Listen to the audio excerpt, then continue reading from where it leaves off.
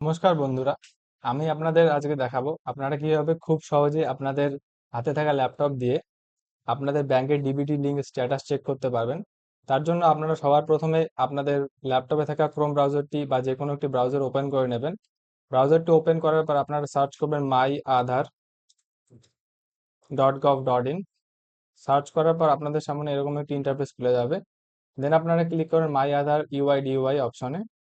Click করার পর আপনাদের সামনে আরেকটি ইন্টারফেস খুলবে, যেখানে আপনারা ডান দিকে দেখতে পাবেন লগ ইন অপশন। ওখানে ক্লিক করবেন। ক্লিক করার পরে আপনাদের সামনে এরকম একটি ইন্টারফেস খুলবে। এখানে আপনারা দেখতে পাচ্ছেন এন্টার আধার নাম্বার। এখানে আধার নাম্বারটি এন্টার করবেন।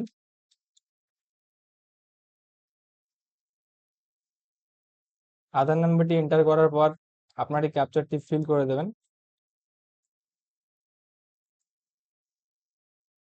ক্যাপচারটি ফিল করার পর লগ ইন উইথ ওটিপি অপশনে ক্লিক করবেন। দেন আপনাদের ফোনে একটি ওটিপি আসবে, ওটিপিটি এখানে বসিয়ে দেবেন।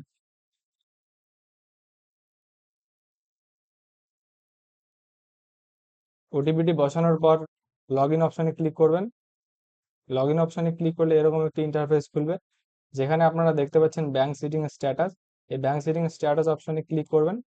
ক্লিক করার পর আপনারা দেখতে পাবেন যে আপনার ব্যাংকের ডিবিটি লিঙ্ক অ্যাক্টিভ আছে কিনা। দেখতে পাচ্ছেন আমি যেই ব্যাংকটি চেক করছি সেখানে ডিবিটি লিঙ্ক অ্যাক্টিভ থাকায় এখানে অ্যাক্টিভ দেখাচ্ছে। আপনাদের যদি ইনঅ্যাক্টিভ থাকে তো এখানে ইনঅ্যাক্টিভ দেখাবে। এবং আপনারা যদি ডিবিটি লিঙ্ক অ্যাক্টিভ করতে চান তো আমার পরবর্তী ভিডিওটা আপনারা পেয়ে যাবেন। এবং এই ভিডিওটি ভালো লাগলে আপনারা লাইক, শেয়ার ও সাবস্ক্রাইব করে দেবেন আমার চ্যানেলটি।